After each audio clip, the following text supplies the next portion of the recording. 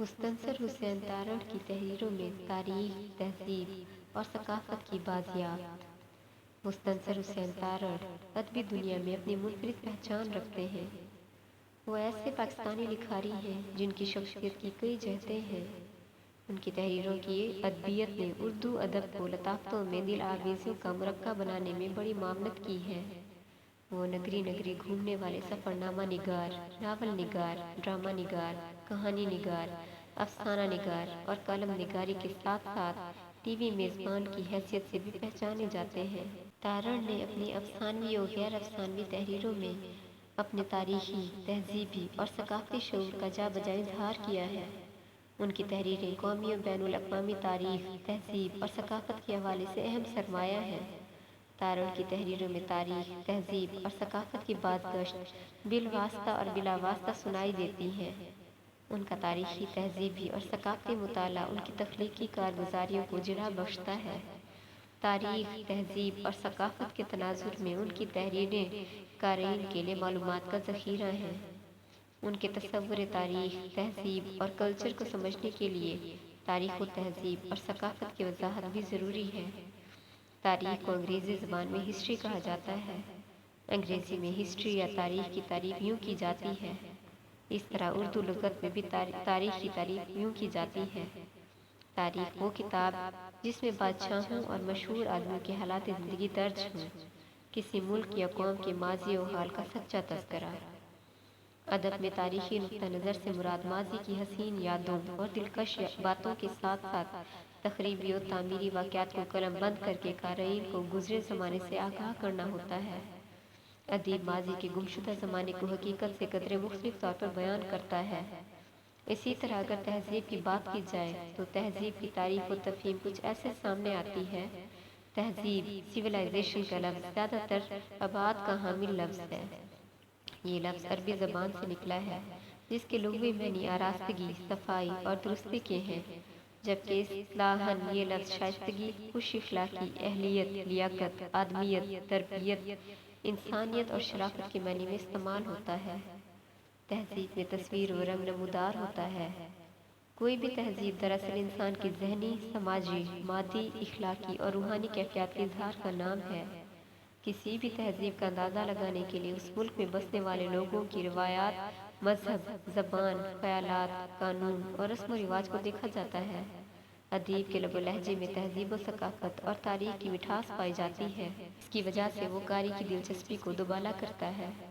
लफ्ज़ कल्चर या सकाफत पर गौर किया जाए तो कल्चर भी माशरे में बसने वाले अफराद के तौर अतवार और उनके ख़यालात का खास नजर आता है। चनाचे डॉक्टर जमील जालबी कल्चर पर यूँ रोशनी डालते हैं।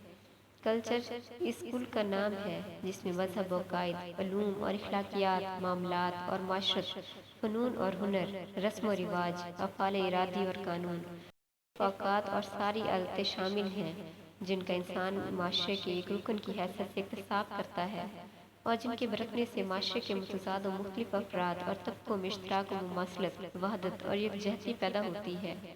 इस तरह अंग्रेज़ी ज़बान में भी कल्चर की तारीफ़ यूँ की जाती है: The integrated pattern of human knowledge, belief and behavior. Culture, thus defined, consists of language, ideas, beliefs, customs, taboos, codes, institutions, tools, techniques, work of art, rituals, ceremonies and other related components, and the development of culture depend upon man's capacity to learn and transmit knowledge to successive generations.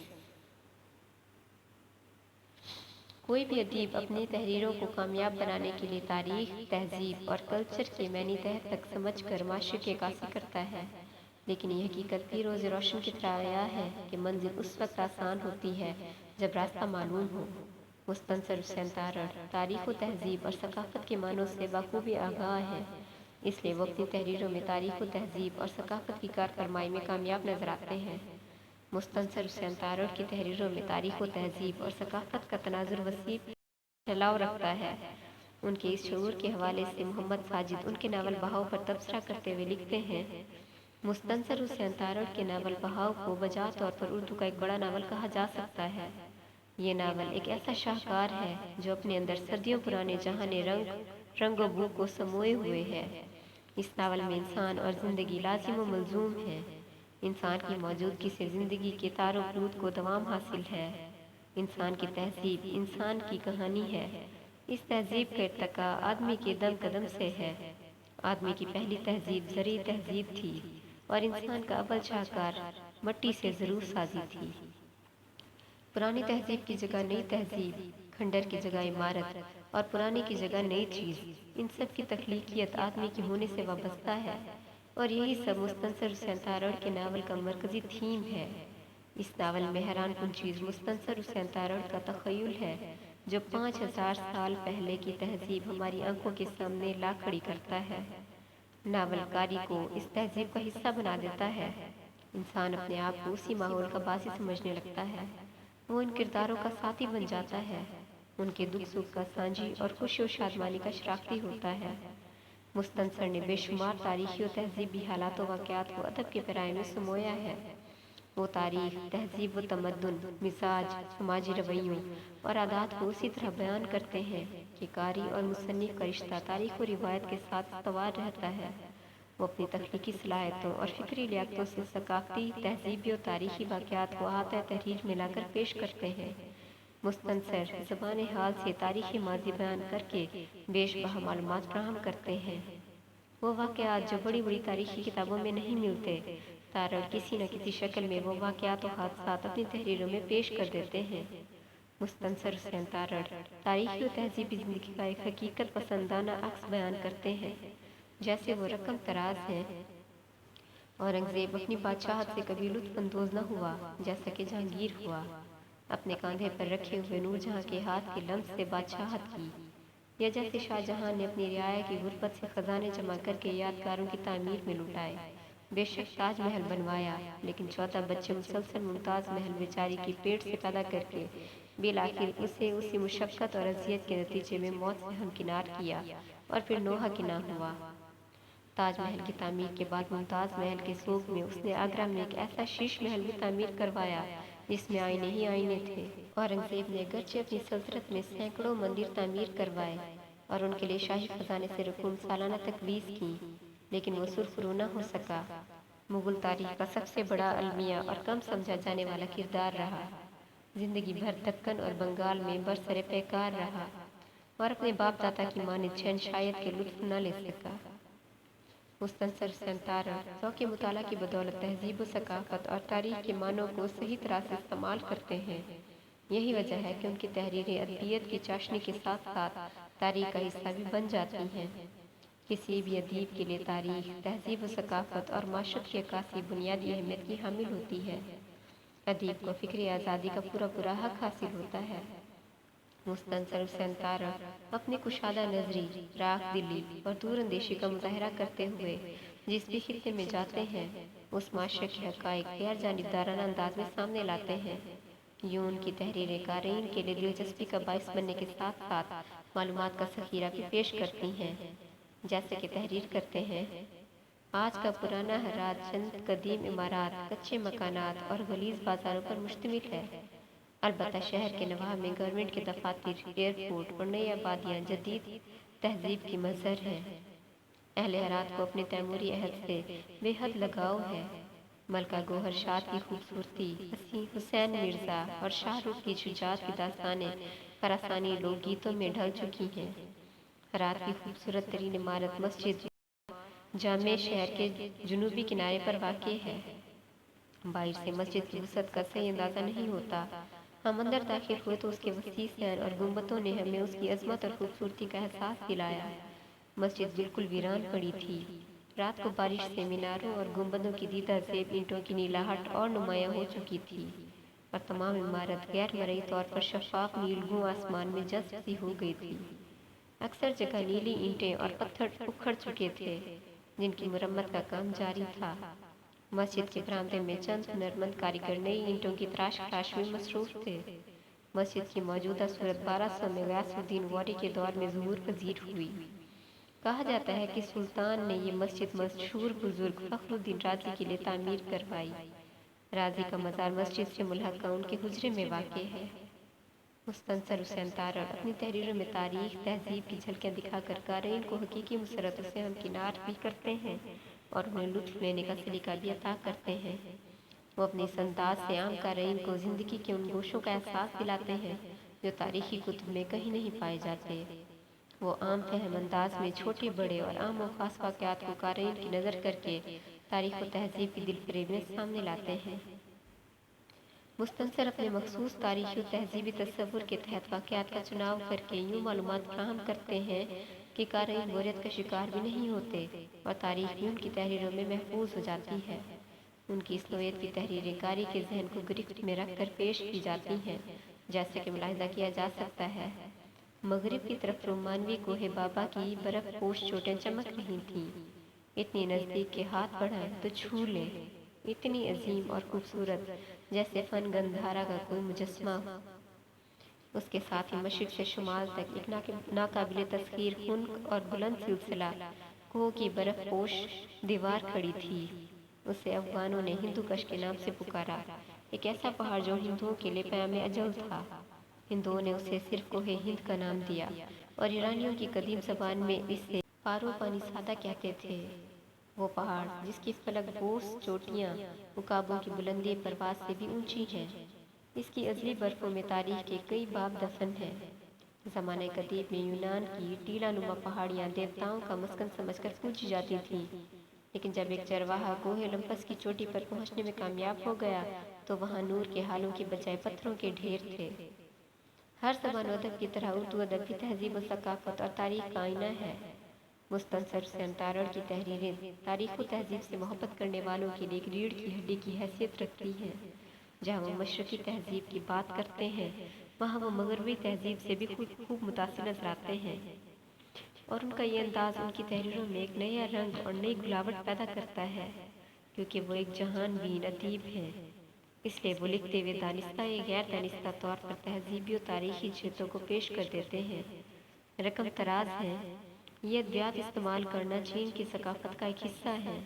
अगर आप vitamin खा सकते हैं अपने बदन को मजबूत करने के लिए, तो ये भी ज़िंदगी का एक बहुत लाजमी हिस्सा है। आप कुछ खरीदना पसंद करेंगे। आपकी उम्र के लोग तो बहुत इश्तियाक से ये मरकब खरीदते हैं, लेकिन मुझे तो कुछ तजर्बा नहीं। आप इन सेल्स गर्ल्स को बता दें कि आप किस किस्म के नताइज चाहते हैं, तो वो आपको मतलूबा मरकब मुहैया कर देंगी। मैंने अपनी उम्र को और अपनी बेगम की बुजुर्गी को मलहूज़े खातिर रखते हुए मशवरा तर्क कर दिया। वैसे मुझे इन स्टोर में फ़रोख्त की जाने वाली अद्वियात और अर्के जात की बरकी बेदारी का इल्म बहुत दिनों बाद हांगचो जाकर हुआ, लेकिन ये एक और कहानी है जो इंतज़ार कर सकती है। इंतज़ार के बाद भी ये बयान हो न हो, इसके बारे में कुछ नहीं कहा जा सकता। वांगली, क्या इन चीज़ों का असर होता है? वांगली की मंगोल आंखें तकरीबन बंद हो गईं, सरशारी से। क्यों नहीं, ये बहुत बेहतर हो जाता है। अब वल्लाह आलम ये वो कौन था? ये अजीब बेजिंग था जिससे मेरा वास्ता पड़ा था। शायद इन कदीम कुश्तों का ही करिश्मा था कि चीन दुनिया में सबसे ज़्यादा आबादी वाला मुल्क था। तारीख़ की बेहतरीन मिसालें मुस्तनसर हुसैन तारड़ की तहरीरों में आम मौजूद हैं, लेकिन वो अपने नावल बहाव में तारीख़ से कब्ल के एक दौर की ज़रई बस्ती की कहानी भी बयान करते हैं, जहाँ हड़प्पा और मोहिंजोदाड़ो के शहरों में कच्ची बस्तियाँ हैं। वो अपने नावल बहाव में दो किरदारों के ज़रिए यूँ मालूमात फ़राहम करते हैं। लिखते हैं, हमारी बस्ती का कोई नाम क्यों नहीं? रूशी शायद कहीं और थी जहाँ भांत भांत के लोग हों, अंदर के बाहर के, और जहाँ अमन ना हो वहाँ नाम रखते हैं। जहाँ लोग बसते ना हों वो नाम रखते हैं। हम तो खुद बस्ती हैं। हम यहाँ ना हों तो वहाँ हों, तो वहाँ बस्ती होगी, तो नाम क्यों रखें? और बस्तियाँ बड़ी कैसे बन जाती हैं? इन्हें हम बढ़ाते हैं, छोटी बस्तियों वाले। हमने घाघरा के किनारे पर जो कुछ बनाया, उन्होंने उसकी सुन पाकर वहाँ यही कुछ बड़ा करके बना दिया। ये चौकोर मोहरे वो कहाँ बनाते थे? इधर घाघरा की बस्तियों के मेरे जैसे वहाँ गए तो उनको सिखाया। ये बर्तन और खेती करने के ढंग इधर से गए। बीज यहाँ का था, फूटा वहाँ जाकर, और दुख उनके सरों पर छाया बना। रान बस्तियों वाले हम जैसे नहीं पारोशनी। सिंधु में बड़ी बड़ी कश्तियाँ तैरती आती हैं, बहुत दूर की बस्तियों से जिधर सूरज डूबने को जाता है। इधर के लोग वहाँ आते हैं और मोहिंजो वाले ऐसी चीज़ें पास रखते हैं जिन्हें हम नहीं जानते। और अगर हम नहीं जानते तो क्या है? کا रोशनी एकदम भर गई। जो कुछ यहाँ है हमारे पानियों, खेतों और दुखों में, उनके सिवा मेरा हिस्सा भी और कुछ नहीं मांगता। मेरे घर में जो कुआं है उस कुएं से मीठे और ठंडे पानी कहाँ होंगे सिमरू। मुसन्निफ अपने तखय्युल की ताकत से एक ऐसी बस्ती को जिंदा करके पेश करते हैं जिससे तारीखी तनाजुर वाज़े हो जाते हैं। उनकी तहरीरें तारीख, तहजीब और सकाफत के वजूद को जिंदा करके पेश करने में अहम किरदार अदा करती हैं। जैसे कि वो रकम तराज हैं। ये हरियूपिया वही है जहाँ तुम मोहिंजो से पहले जाना चाहते थे पर ना गए। हाँ, बस ये जानो कि ये दोनों जुड़वां हैं, एक जैसे हैं, बस दरियाओं का फर्क है। मैं जब पहली बार हरियूपिया में गया तो यूँ लगा जैसे अपनी पुरानी बस्ती में जाता हूँ। मैं जानता था कि घर जो हैं वो पहाड़ पासे की सीध में है और लंबाई में है। उनकी गलियाँ 6-6 ग्रुप होंगी, दरमियान में बचाव की इमारत होगी, चौक में चौकीदार का छप्पर होगा और घर कई कई कोठों के होंगे जिनमें नहाने के कमरे होंगे, तालाब होंगे और तंदूर होंगे और पक्की गलियों के बीच नालियाँ ईंटों से ढकी होंगी। तब वहाँ के लोगों ने पूछा कि तुम पहले से कैसे जानते हो, तो मैंने कहा कि मैं मोहिंजो देख चुका हूँ इसलिए, और उन्होंने भी यही कहा कि मोहिंजो और हरियूपिया एक है। ये हमारे बर्तन और मिट्टी के खिलौने पहले घाघरा से इधर आए और फिर उधर से मोहिंजो गए। हरियूपिया की बस्ती के बाहर ईंट कूटने और पीसने वालों के घर हैं। ये खास लोग हैं जिनको वो वाही कहते हैं। इस तरह मुस्तनसर हुसैन ने राग के मौजू पर एक ऐसा नावल तख्लीक किया जिसका मौजू बज़ाहिर तो तहजीब और इखलाकी इंहितात और कदरों पर मबनी है, लेकिन उसका ज़माना क़याम पाकिस्तान से कुछ अर्सा पहले से लेकर मौजूदा दौर तक फैला हुआ है, जिसमें समाजी और सियासी तारीख नुमायाँ है। इस नावल में मुसन्निफ ने अहम सियासी और समाजी वाक़यात को छूने की कोशिश की है। लिखते हैं, कर्फ्यू गोरखा पलटन जो जाने कहाँ जाती हुई लाहौर आ निकली थी और लाहौर के हिंदुओं को मोहम्मद बिन कासिम दिखाई देती थी और मुसलमानों के लिए वो राजा दाहिर थी।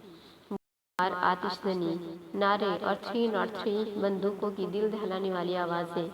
ये स्ट्रीट थिएटर शाहिद के आसपास परफॉर्म कर रहा था, लेकिन उसका सबसे बड़ा अदाकार वही था जो मोची दरवाजे के बाहर अपने सीने में खंजर घोंपे एक नई दुनिया का नक्शा अपने ठंडे होते खून के साथ बनाए हुए लेटा था। वो कौन था? हिंदू था या मुसलमान या महज अदाकार था? उसका एंड रिजल्ट क्या हुआ?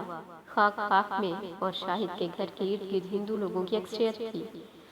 गुरु अर्जन नगर, कृष्णा गली और गांधी स्क्वायर ऐसे इलाके थे जिनमें उनकी बहुओं की डोलियां उतरती थीं, जिनके सहनों में उनके बुजुर्गों के जनाजे उठे थे कि वो इतने ही लाहौरी थे जितने के वो, जो उनके घरों को आग लगाकर उन्हें वहाँ से निकल जाने पर मजबूर करना चाहते थे, क्योंकि ये वो थे जिनके घरों को जालिंधर और अमृतसर में आग लगा दी गई थी, और उनमें से कुछ बिल्कुल मकबूतुल हवास थे।